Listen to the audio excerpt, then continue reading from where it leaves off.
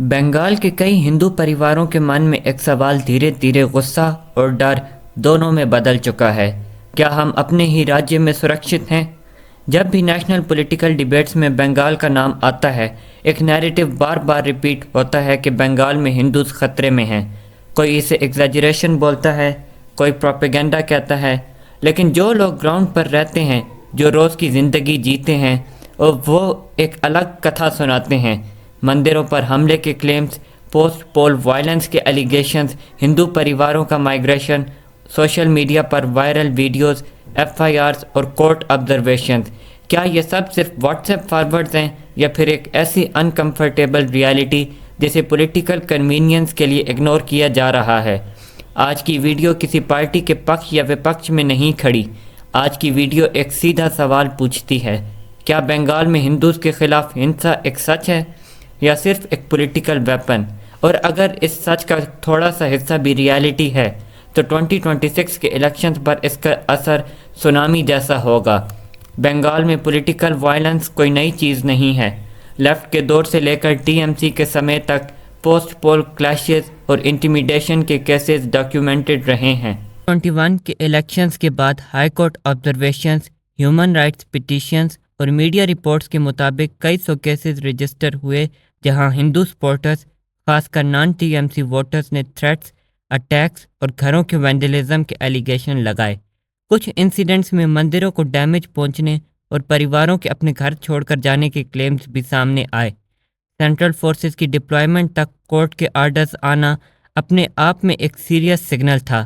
یہ بھی سچ ہے کہ ہر وائلنٹ انسیڈنٹ ریلیجس ہیٹ سے موٹیویٹڈ نہیں ہوتا، لیکن جب وکٹمز کی آئیڈینٹی ریپیٹڈلی ایک ہی کمیونٹی سے لنک دکھائی دیتی ہے تو پرسیپشن آٹومیٹیکلی ریلیجس اینگل لے لیتا ہے۔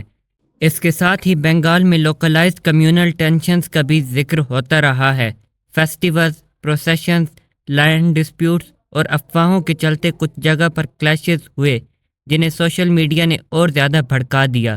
بنگال کا آفیشیل پولیس ڈیٹا یہ کہتا ہے کہ کمیونل انسیڈنٹس نیشنل ایوریج سے زیادہ نہیں ہیں، لیکن پرابلم ڈیٹا کی نہیں، ٹرسٹ کی ہے۔ جب ایکشن سلو دکھتا ہے اور اکاؤنٹیبلٹی ویک لگتی ہے تو لوگوں کا سسٹم پر بھروسہ ٹوٹنے لگتا ہے۔ یہ پرسیپشن ہی پالیٹکس کو فیول دیتا ہے۔ سب سے ایموشنل اور powerful narrative fear driven migration کا ہے۔ کچھ ڈسٹرکٹس، خاص کر بارڈر ایریاز سے ہندو پریواروں کے مائیگریٹ کرنے کے کلیمز آئے ہیں۔ سچ یہ ہے کہ مائیگریشن ڈاکیومنٹڈ ہے، لیکن یہ بھی سچ ہے کہ پولیٹیکل ایگزیجریشن نے اس ایشو کو اور بڑا بنا دیا ہے۔ الیکشنز میں ڈیٹا سے زیادہ پرسیپشن کا رول ہوتا ہے اور بھاجپا اس پرسیپشن کو اپنی پالیٹکس کا سینٹر بناتی ہے۔ یہاں ایک انکمفرٹیبل سچ سامنے آتا ہے۔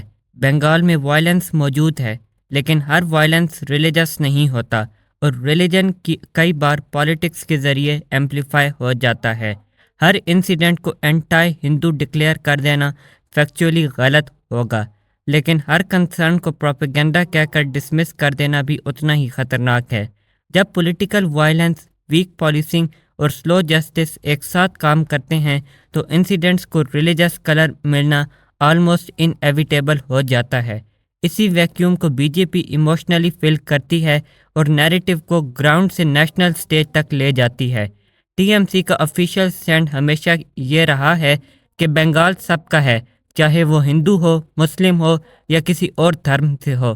ممتا بنرجی بار بار کہہ چکی ہیں کہ بنگال میں کمیونل پالیٹکس کو الاؤ نہیں کیا جائے گا، اور ان کی گورنمنٹ مائنورٹی اپیزمنٹ کے ایکوزیشنز کو اسٹرانگلی ریجیکٹ کرتی رہی ہے۔ لیکن پرابلم آئیڈیالوجی کی نہیں، امپلیمنٹیشن کی ہے۔ Both level کارڈر dominance, political loyalty, سلو ڈسپلنری ایکشن اور سلیکٹیو انفورسمنٹ مل کر ایک پرسیپشن کریٹ کر دیتے ہیں کہ اسٹیٹ کنٹرول ویک ہے۔